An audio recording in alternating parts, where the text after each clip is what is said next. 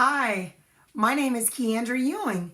Welcome to my YouTube channel, Wrapped in Hope. Thank you so much for coming to check out my channel. I'm so excited that you're here. And I wanted to start off by telling you a little bit more about myself. I am from Dallas, Texas.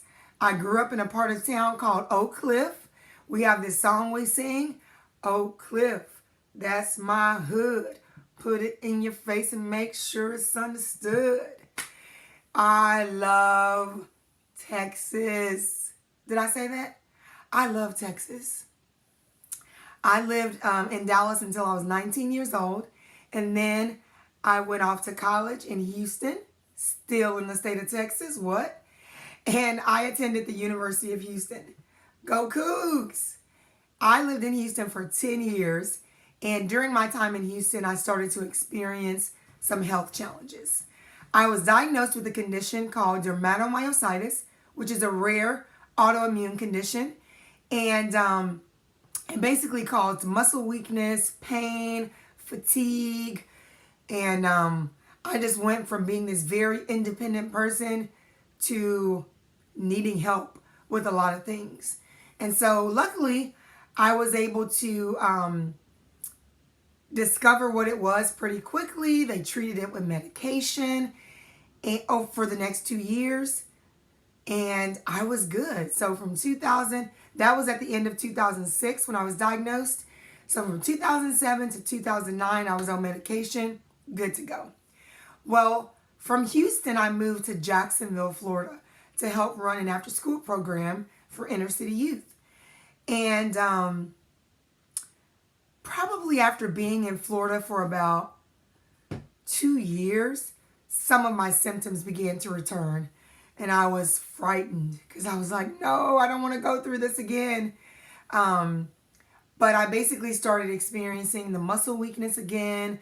I remember being at the pool with the kids and I could not lift myself up out of the pool.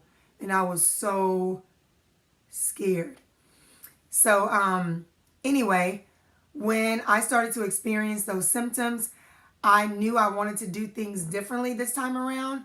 So I decided on a more holistic approach. So I changed my diet, I did some supplements, and for the next few years, those things worked fine.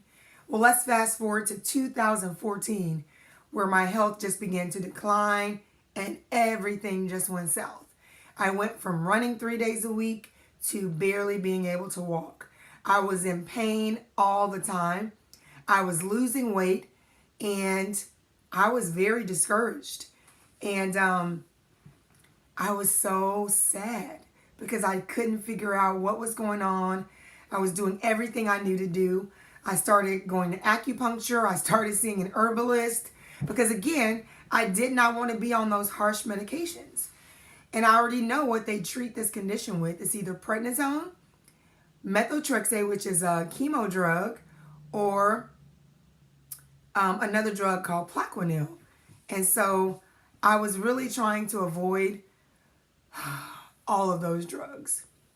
So anyway, after about a year, my symptoms were not changing. I had gotten down to 118 pounds and I am 5'11", okay? So I was skin and bones. I was unable to work for 2 years, okay? I tell people the most consistent thing about that season of my life was naps and Netflix because I just didn't have energy to do anything. And I remember getting to a point where I was just so down. I was so hopeless. I was just tired of praying about it. And so I had a group of friends who started to pray for me. And it changed the game, okay? So I had 7 friends who chose one day of the week where they committed to pray for me, to encourage me, text me, check in on me. And nothing changed physically, but I felt a huge difference in my spirit because I literally felt like I was about to be crushed. And then all of a sudden, things changed for me. And so I'm so grateful for my friends who did that, who partnered with me in prayer. and encouragement, because sometimes you get tired of praying about the same old, same old.